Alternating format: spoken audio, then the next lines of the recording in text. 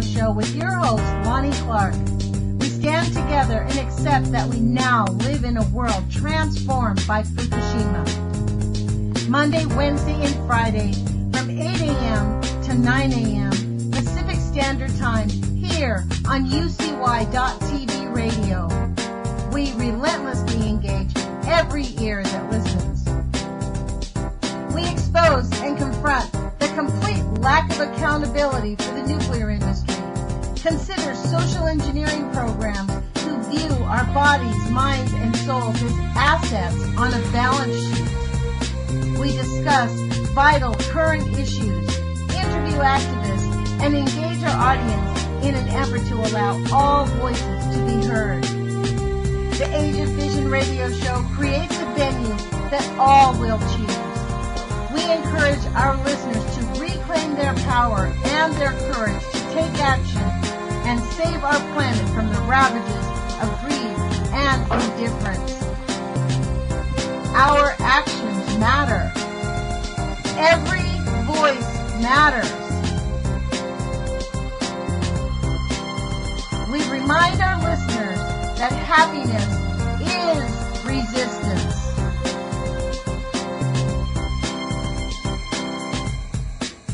Love is greater than fear.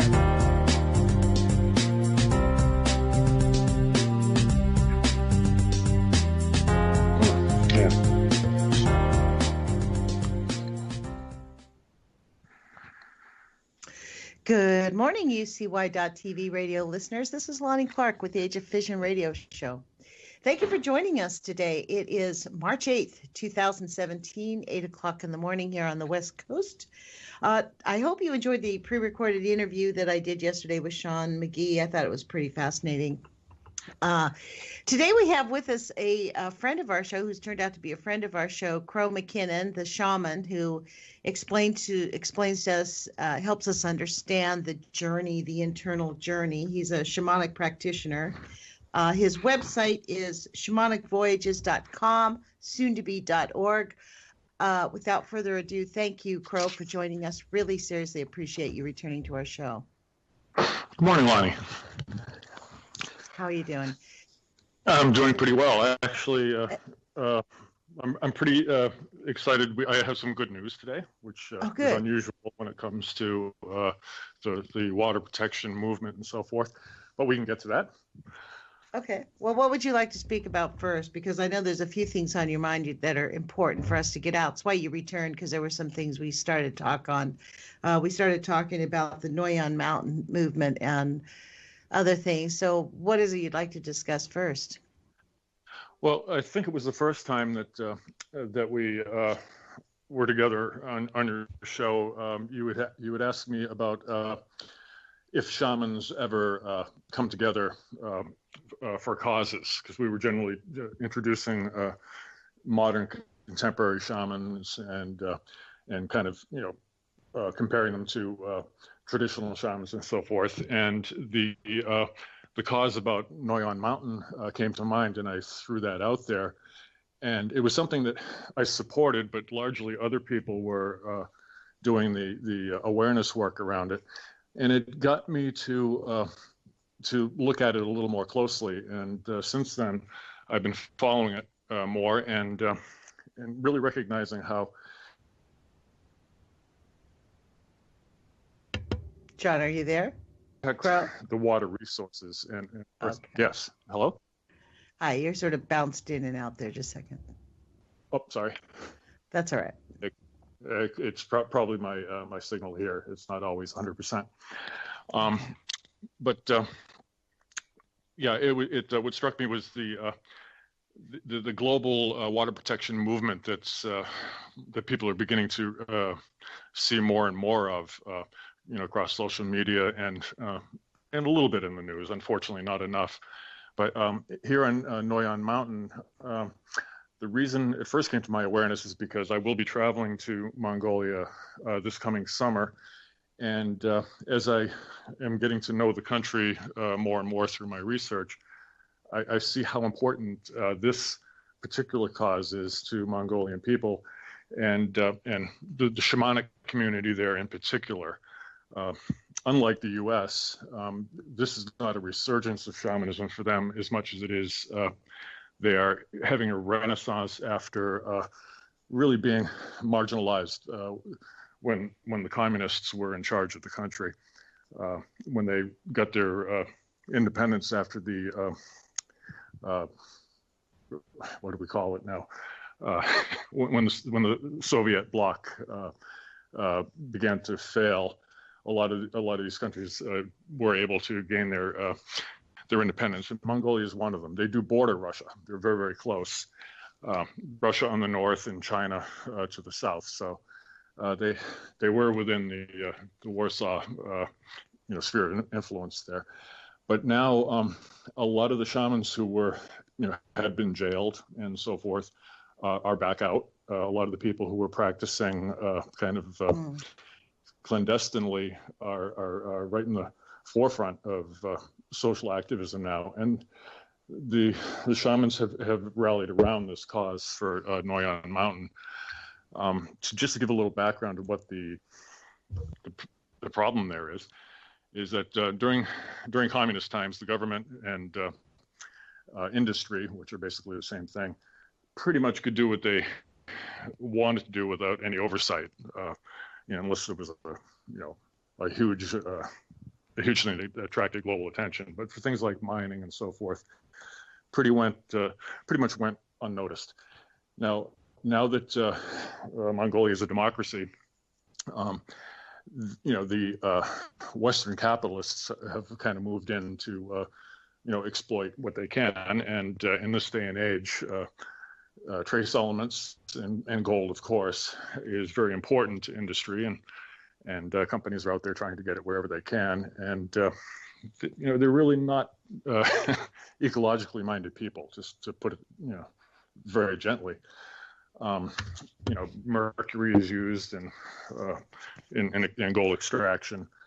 In Noyon Mountain in particular, there are natural deposits of arsenic in the soil, and these are disturbed through the process of strip mining. And strip mining is the easiest, most economical way for them to exploit mineral resources.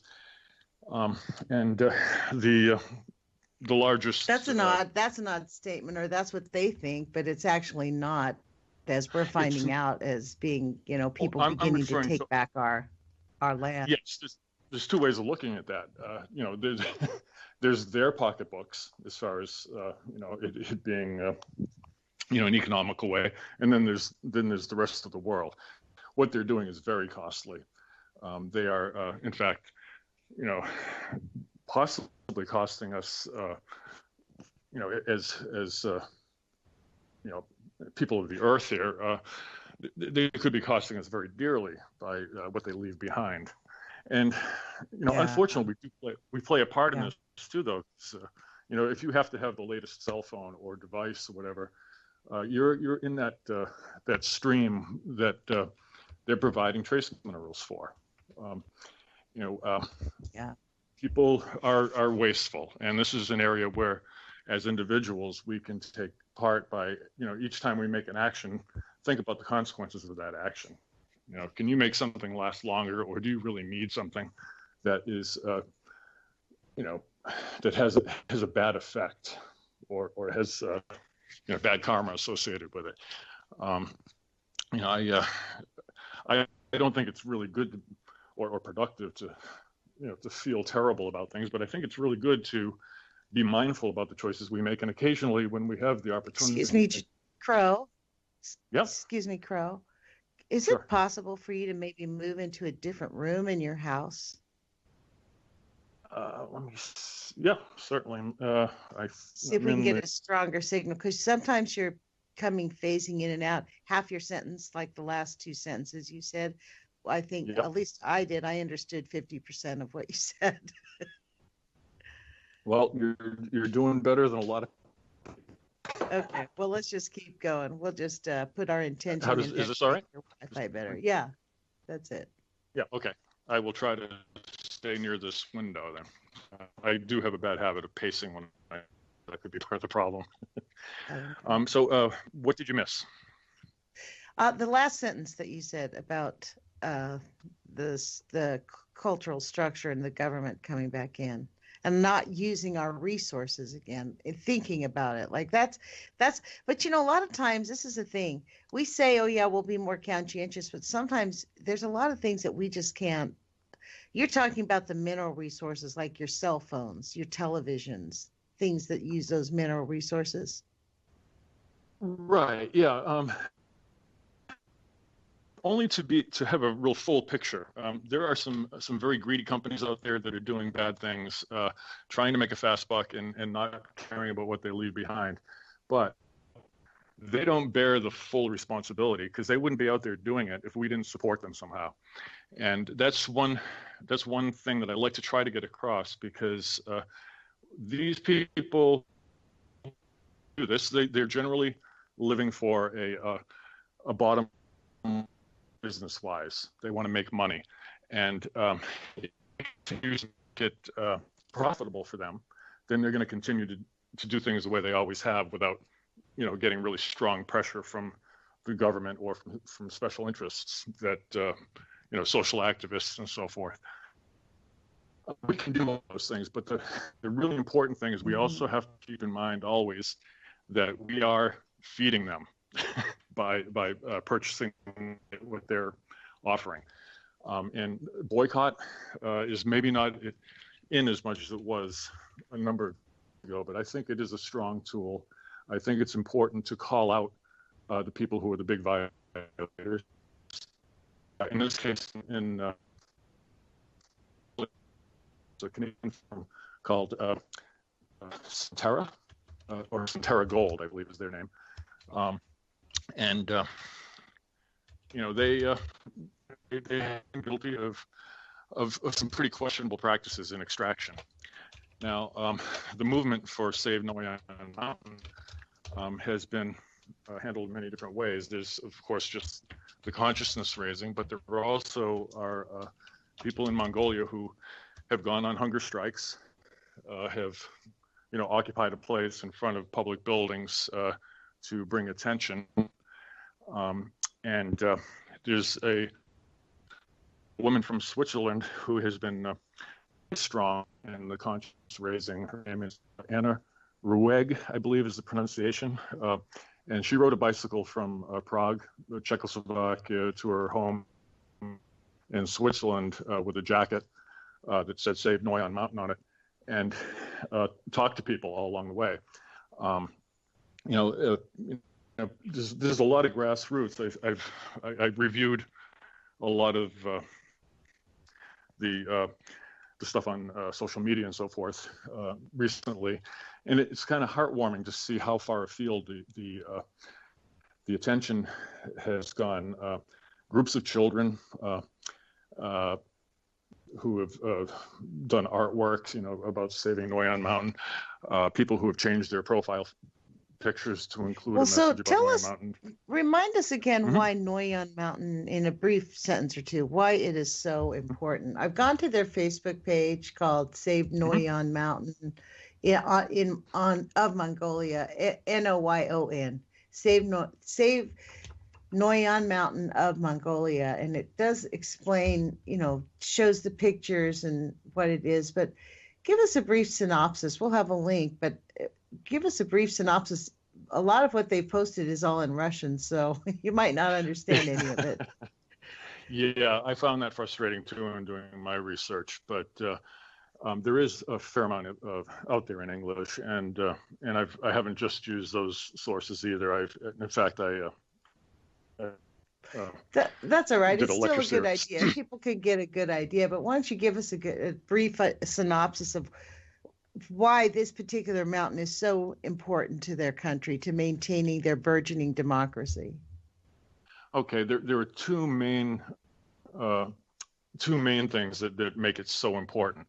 The first, which you touched on a little bit, is the water. The Noyon Mountain region, it's just northwest of the capital of Mongolia.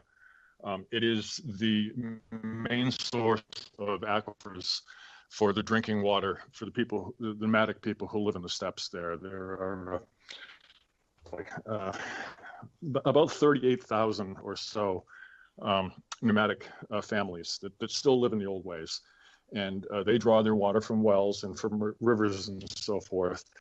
And the Noyon Mountain is the source, basically, of this water. It also feeds Lake Baikal, which I had mentioned last time, which is the largest source of non-frozen fresh water on Earth. It's an extremely deep freshwater lake, and it is directly sourced from the water that comes from the Noyon watershed.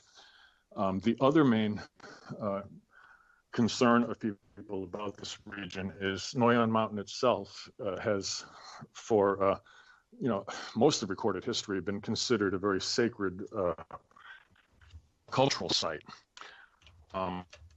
We're all familiar with Attila the Hun and Genghis Khan and the warriors from the steppes, and how they came into they clashed with the European civilizations and so forth. Most people think of that as that's old history. Well, at that point in time, Noyon Mountain had already been a place where great leaders were entombed. So there are quite a few burial sites. There's a wealth of art and so forth, and opinions divided on whether they should remain in the earth or whether they should be excavated and shared as cultural treasures. But that's a different argument. The thing I think most people will agree on is that this area shouldn't be strip mined and have these cultural treasures just destroyed. And I know that when a mining company comes in, when they start turning up artifacts and bones, they don't stop work. They basically look over their shoulder, make sure nobody saw them, and go on with business as usual.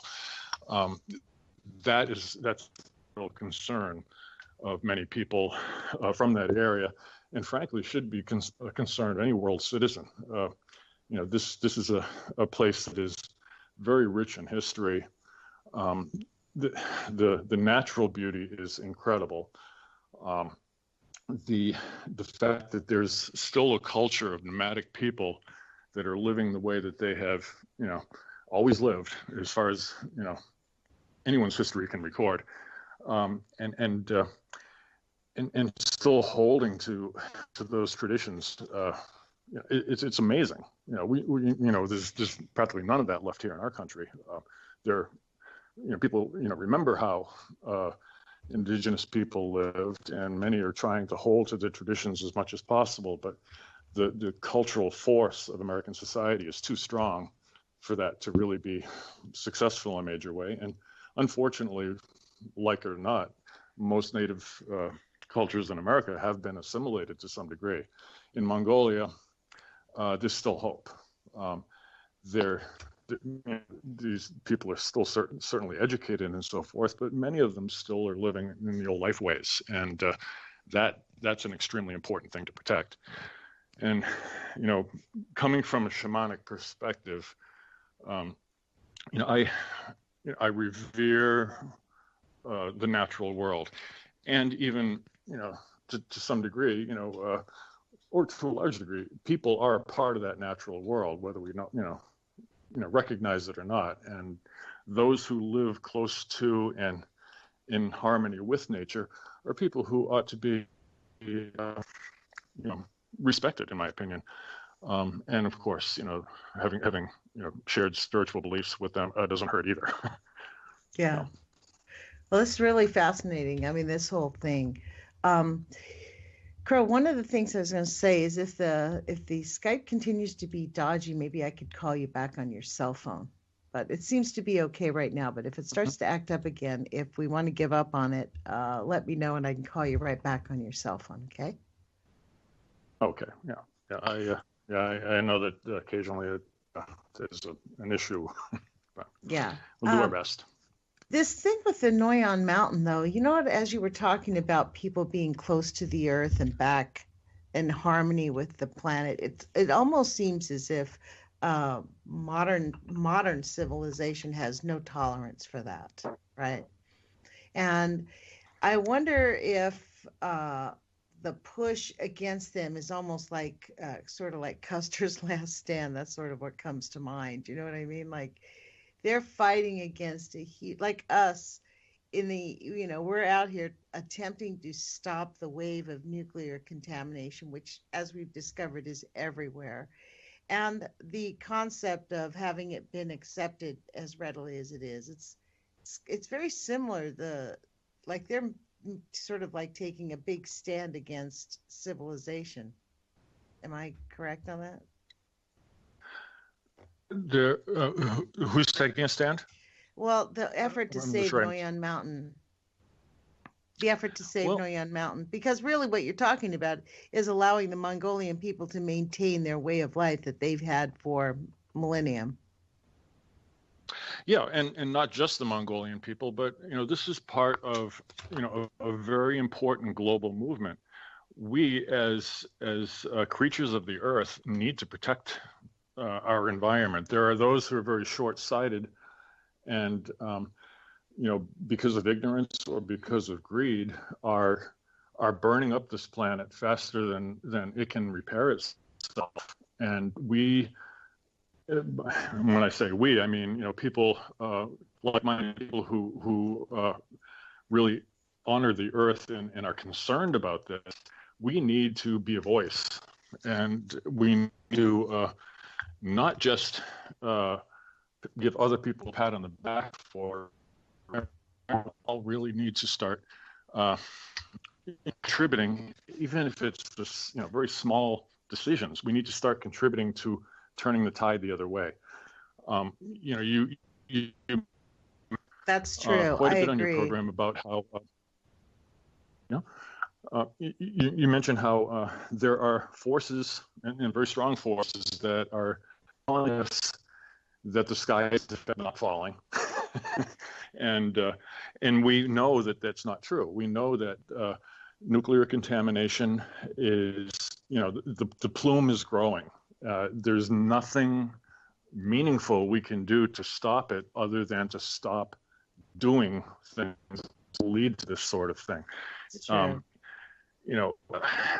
And there's also the struggle that a lot of people, particularly educated people with So, Crow, let me ask you this. Could you mind if I called right back on cultural your guilt. telephone? Crow, excuse me, but I Not can barely understand you. sure. Let me give Okay. you a call back. Let's hang up and let me just take a look at this. Hold on just one second. So it's with the 1-2 ending, that phone number? Is that the best number to call you, or is Yes. it the other? Okay, well, let's hang up. I'll call you. It'll take us a 30-second break. So hold on, audience. We'll be right back. Maybe we can get a stronger signal. We'll call you right back. Okay, thanks. Mm-hmm. There we go. Okay, well, let me get him. See if we can. I'm going to have to do this sort of longhand, you guys. Hold on just one second. Okay. See if that works. That way we don't have, I don't know about you, but that was like very difficult for me to listen to very intense information on a very weak signal. So let's see if this works. We'll see. If it doesn't work, I'm going to call him back on his Skype. And I don't see it working. Sorry about this, you guys, but it doesn't seem to work. Let's call him right back again. I'm just going to call him back on Skype and we'll deal with it. I'm sure he'll answer the Skype. So let's see. Here we go. Come on. Okay. Me and technology. So you guys probably know me already on the technology thing, don't you? Here we go. Let's try it again. It says the call failed. So let's try it one more time. I'm going to try it again. Crow, are you there? Crow? Crow?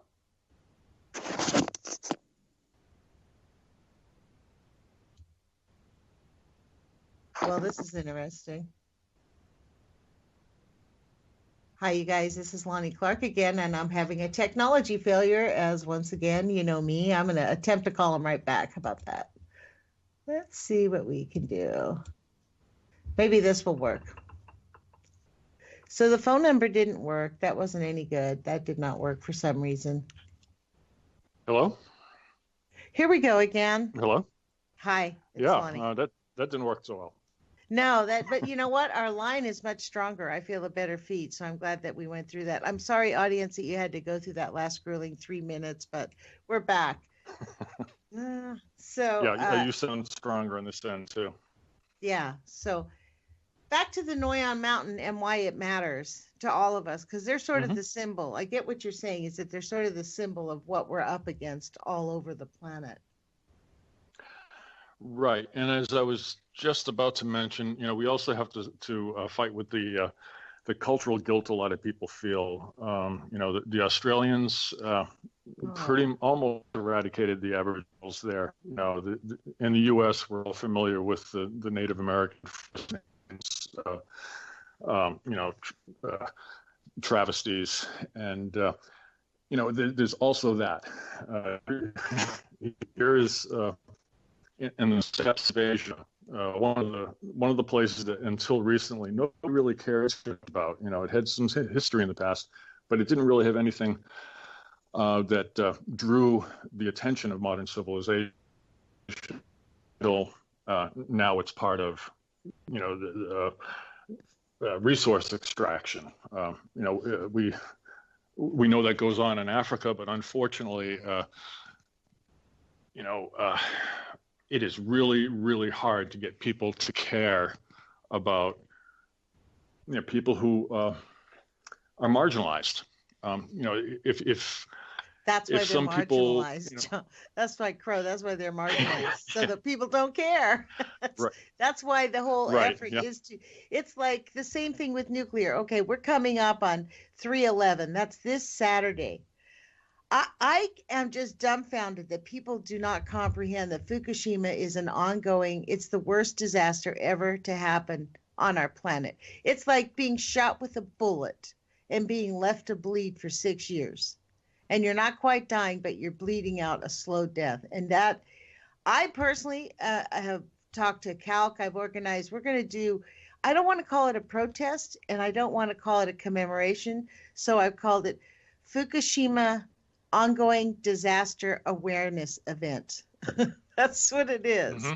And we're going to stand outside the public library on Saturday at 11 o'clock so that we can tell people, don't take our word for it, go into the library and research it, because people do not comprehend the level of contamination that we're at. This is why people don't care. This is why it's all marginalized. It's the same thing like the starving people in Africa, or for goodness sakes, the children that are dying of cancer from nuclear pollution in this country, or lead poisoning in this country right now. In my Lane County, we have schools here that are testing very high for lead. Yep. And this is only getting worse, and it's going to continue to get worse until people start to listen to voices that are that are trying to bring this out, like your own and many others. I actually think they're not going to do it until they start listening to themselves. Like Thomas Ackerman says, they have to act on their conscience. If people started acting on their conscience, we could certainly turn the ship around. Yeah, a lot of those consciences have to be woken up. Did you read Brave New World by Aldous Huxley? Yeah, several times, of course. Yeah. The tranks and the TV. Yeah. People are getting tranquilized. They don't know about the lead, but they knew who won Dancing with the Stars. That's a really sad commentary, at least on American culture. I know there are people who read. I know there are people who pay attention to the news substandard as it is most of the time, but there are even more people who don't pay attention. this is a rhetorical question, obviously, but what are we going to do about that? How do you raise those people's awareness? How do you get them to examine their conscience? They're bad people, not at all. They're just not paying attention because it feels better to not pay attention. Yeah, but I think the way we do it, Crow, is by role modeling. I think we do the right thing. Like I'm going out, I contacted Calc, I contacted Eugene Peaceworks, and I said, hey, and they were like, oh yeah, well, although Eugene Peaceworks was very interested, he was trying to figure out what they were going to do themselves. So we were eager, Rick Gold and I were eager to join forces. But at Calc, they were like, well, I have something to do. And I'm like, it's 6 years. You're going to tell me Eugene is not going to make a statement about this catastrophe being ignored 6 years? He's like, yeah. So we agreed to do something at 11 so they could get on doing what they need to do on Saturday, which is go out hiking. Which is a high priority. I don't blame them. That is a high priority. So we're going to go out at 3:11 at 11 o'clock. And I don't know, I'm going to bring my leftover handouts that I had from the PELC and give them out. I'm going to bring out a little table, bring out some protest signs. I'm going to make a new protest sign that says free scientists. Scientists have been captured. Free the scientists from the corporations, because we need the scientists to figure this out without any consideration of who's going to, their funding. They need to just be funded. This has to be completely unattached to the result that is wanted. You know what I mean? Because the patient is dying, as Dr. Caldecott says. We're in the emergency room and the patient is critical. Yeah, and to specifically speak to that issue, I love science, and I am very, very concerned about the public funding crisis right now, because when you're publicly funded, you have a certain code of ethics that you're expected to adhere to, and like anybody, when the funding dries up, people get burned. And if scientists are working for corporations that don't have those ethics, in fact, control what information is released, what they do suddenly loses, the moral high ground. And I really believe that science, in a way, is a pursuit of truth, or it should be. But unfortunately, if the funding goes from public to conditions are going to be very different, and the results are going to be, horribly foreshortened, to say the least. You said from that's a little out of my public to private. Area. You said, Crow. You said public to private. When science funding goes from the public realm to private, even good scientists who are producing good results and producing truth. Those who fund their research own that research, and they will not tell the truth if it isn't, or they'll only tell portions of the truth, or they'll find some way to spin it. This is happening more and more, and we really need to get science funded again and open and not censored. There wasn't big talk on this, but I do feel strongly about it. Well, this is why John Goffman.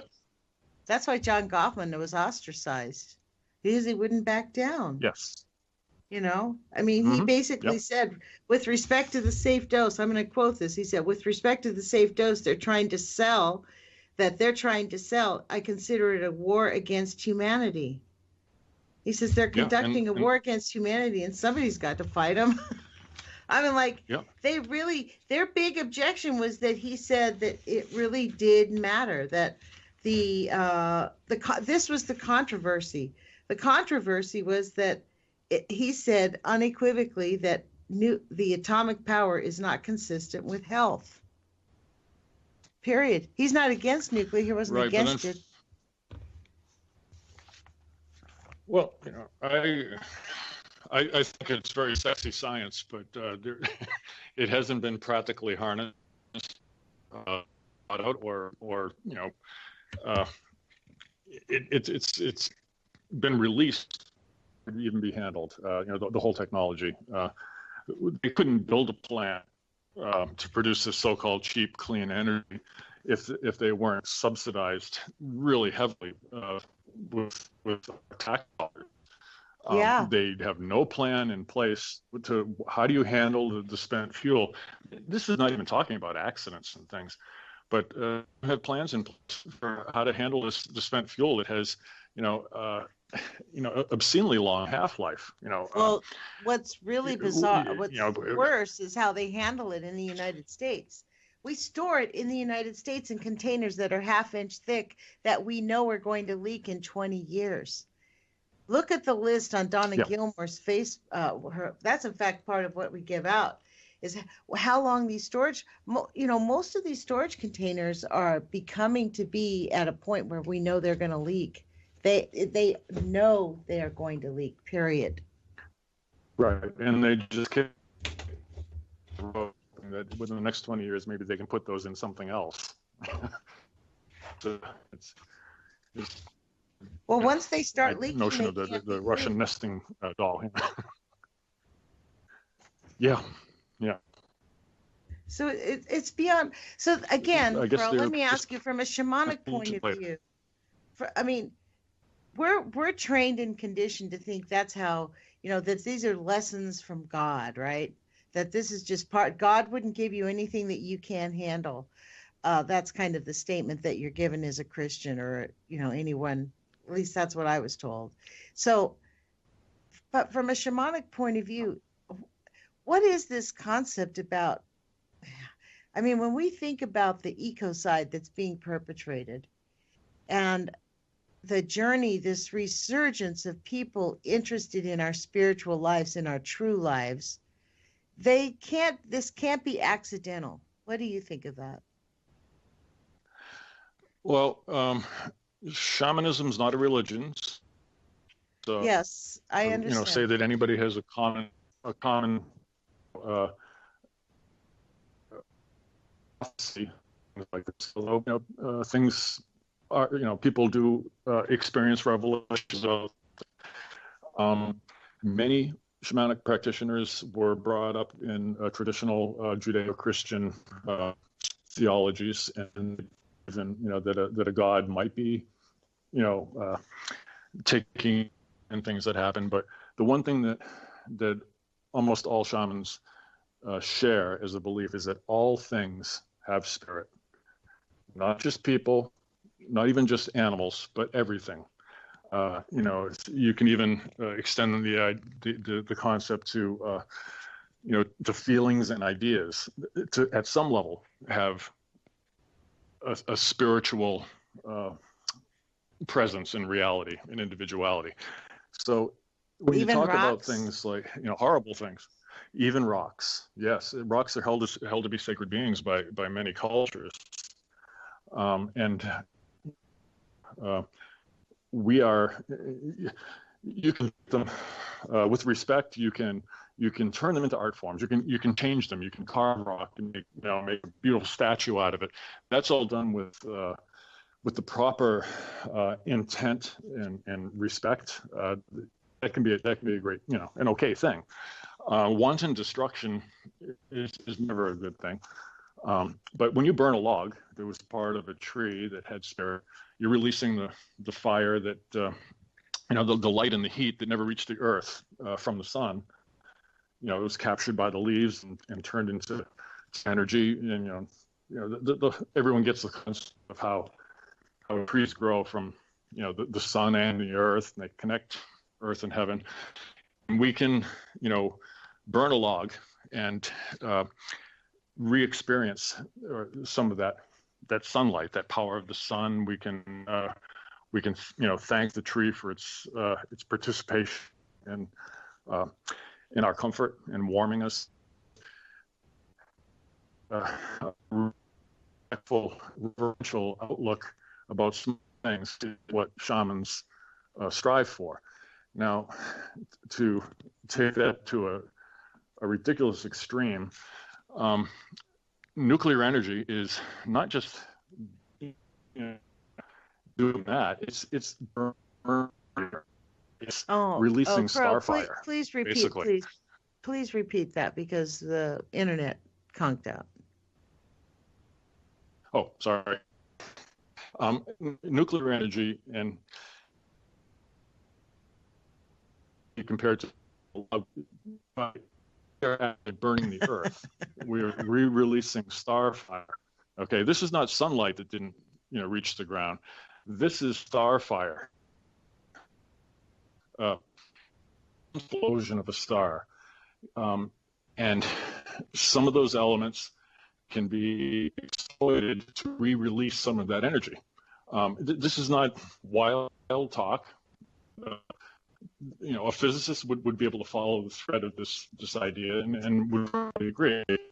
Yeah, energy that is released has been stored at subatomic level, and that's we're releasing it. But the problem is that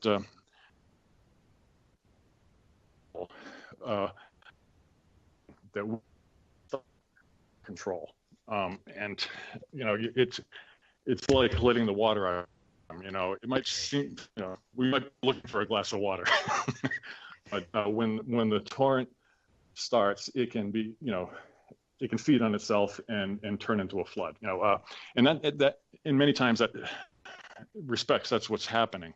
Everybody notices a mushroom cloud. Everybody stands in awe and if they have any brains, in fear of it.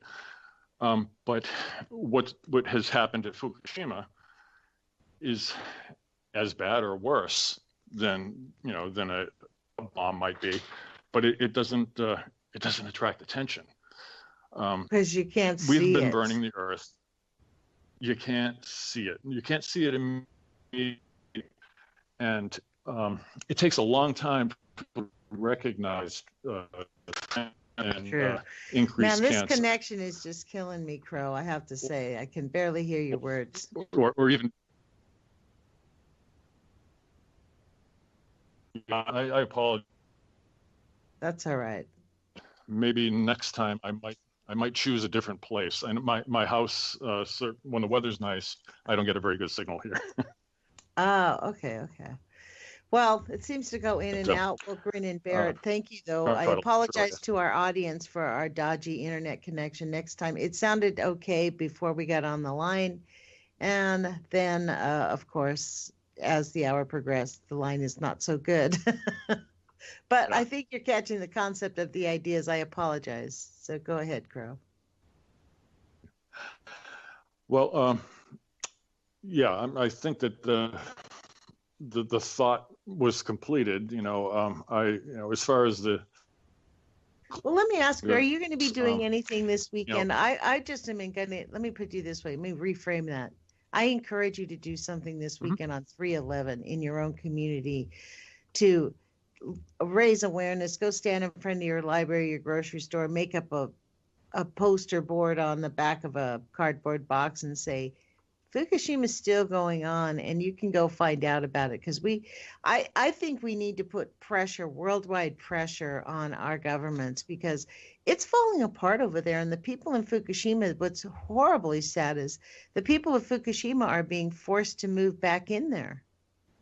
I mean, it's beyond comprehension. Their doctors are not, as Helen Caldecott told us this in the symposium, doctors are not being paid if they tell their patients that their symptoms are caused, their illnesses are caused by radioactivity.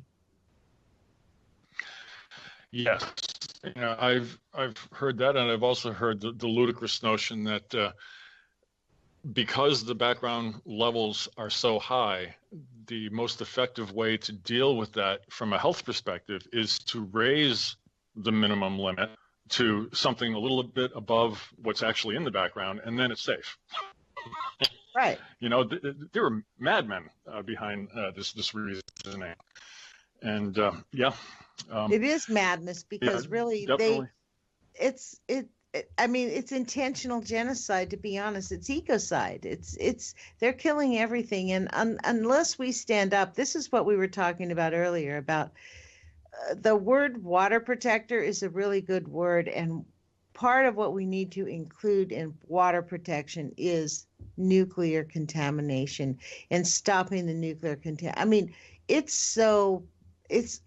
think it's the most critical, urgent issue that we have on our planet. Now, health physicists would disagree because they say that chemical pollution will kill you immediately. Everyone will die from like lead poisoning, for example, if we don't get the lead out. But look, radioactivity turns into lead also. So we can go in these circles, right? Well, you can get hit by a bus, or you can be stabbed in the stomach and bleed out over 8 hours. Right. Which is better? Right. Right. It doesn't matter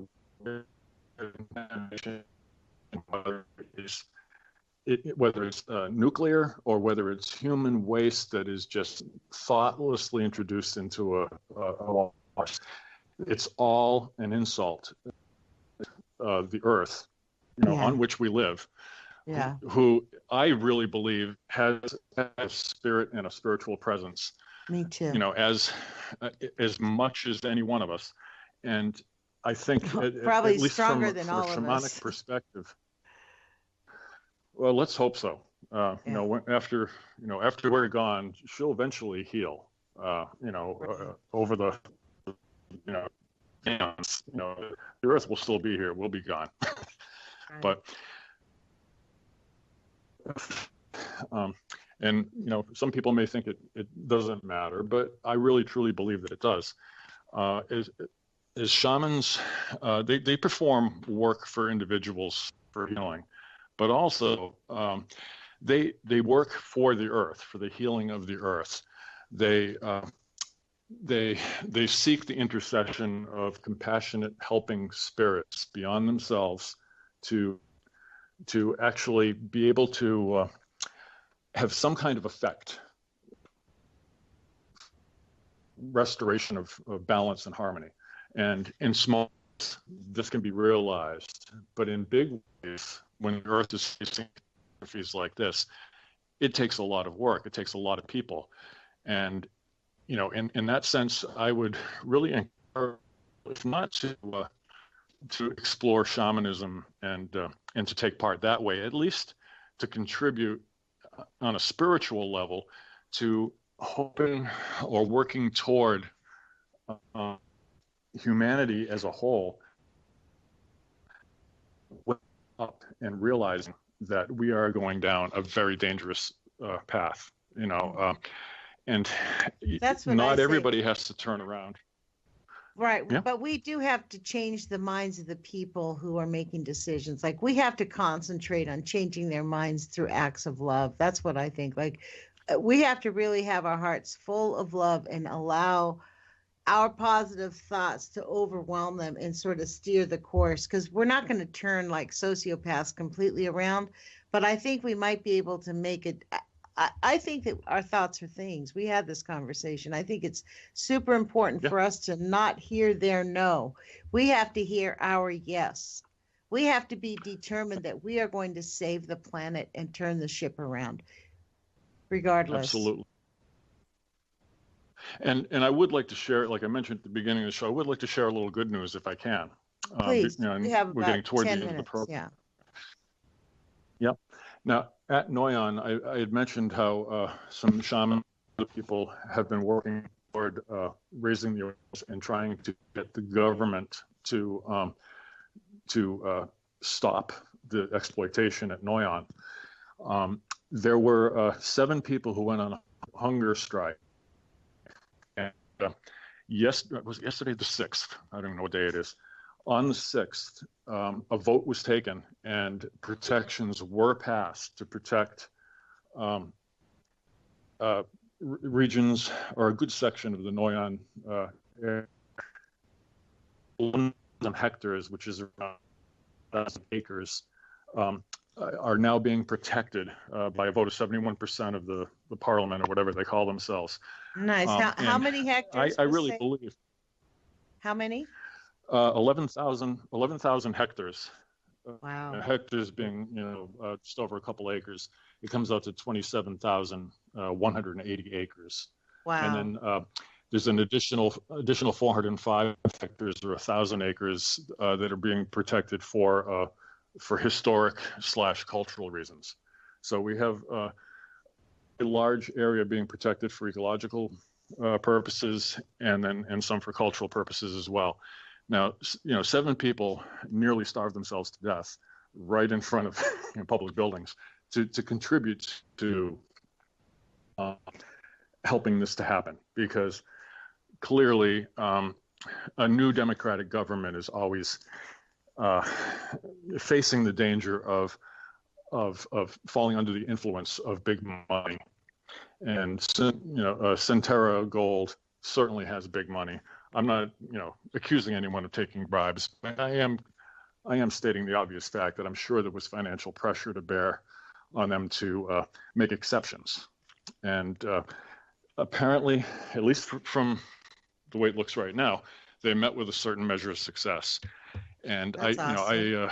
I really thank the dedication of the people who have really stuck with this to make it happen. And I hope that, we can experience successes like that, here in the U.S., in Europe and Canada, and everywhere else, that, Japan, every place that needs turning around, this serves as a kind of a beacon of hope. They're starting to turn there, and let's hope that, that something bad doesn't develop, or somebody finds a loophole or whatever. But all that aside, good things happened just a couple of days ago, and they wouldn't have happened if it weren't for people who were dedicated to doing what was right. And I just want to share that, because it's all too rare to be getting good news on this front. Well, that's actually awesome, but it did take sort of like the Cesar Chavez effect. It only really started to work when Cesar Chavez starved himself. When people stop eating and saying, we're going to stop, then the people in control are so shocked that people are willing to die for the cause and allow themselves to die. I think that's what causes it. But then again, you see what happens is it's changing their minds. It's changing people's minds and getting through. But this is the severity of how intense the corruption is. It's going to take us to act our conscience, every one of us, to act our conscience, be the one who shows up. It's what we were talking about earlier. How do we get people to care about it? And I think we just need to role model it, and they'll come along. Absolutely.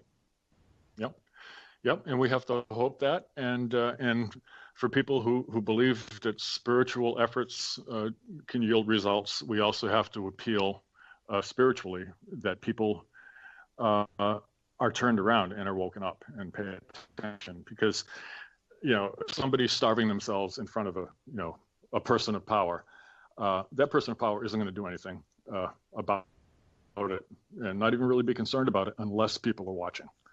And I really thank the people who are calling attention to the efforts of the heroic people who are actually doing, because together they're all contributing toward making it impossible for those in power to ignore.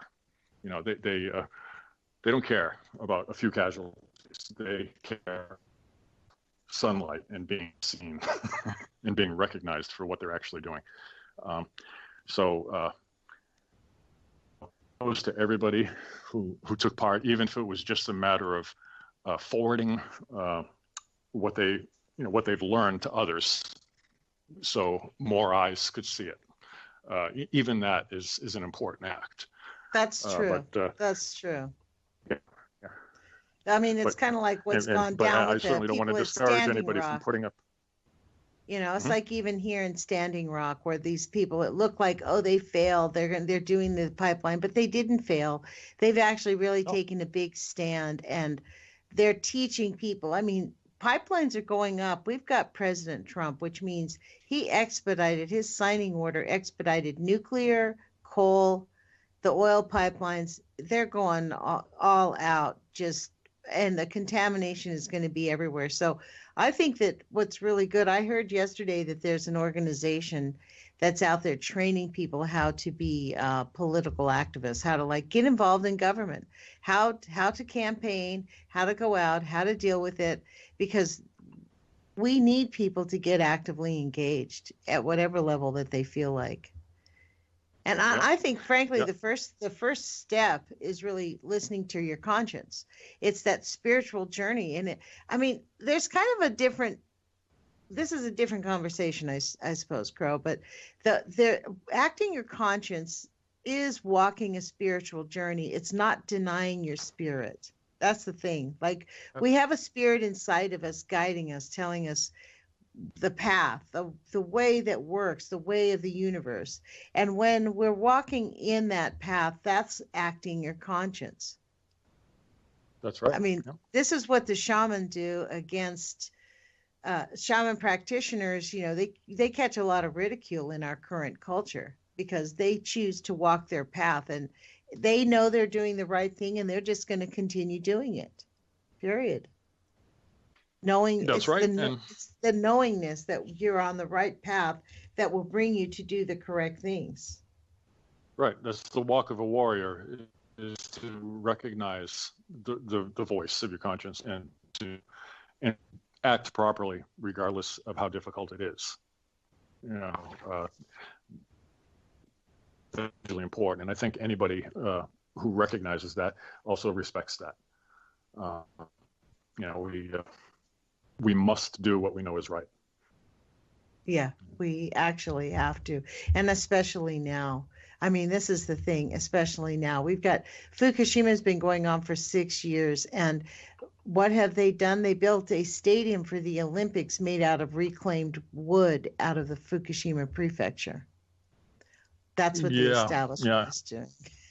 Helen Caldicott unequivocally said in the panel last Friday, do not go to Japan. Do not eat Japanese food.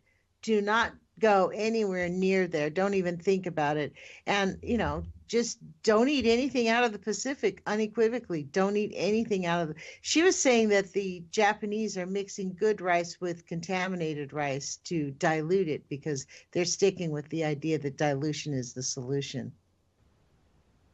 So just make sure you know where your rice comes from and your beef, folks. It's very important. And please do get out. I'm going to keep imploring people to get out this weekend. Anybody listening to this radio show before Saturday, March 11th, we're only going to be out there 2 hours max. We're just going to go out, make a statement, because we really must stand out and tell people that it matters that we have a gaping, bleeding hole on our planet.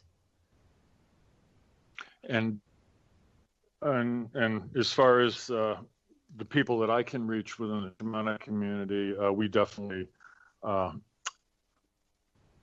will drum in support, or That's however people make their observance. But I know in my experience, when a call among the network of shaman looking for support for a good cause, people respond. And thank you for being a beacon on this particular anniversary. Boy, 11s are big numbers. Yes, we have 10 seconds. You've been listening to Crow from shamanicvoyages.com. Put your courage feet on, you guys. Thank you, Crow.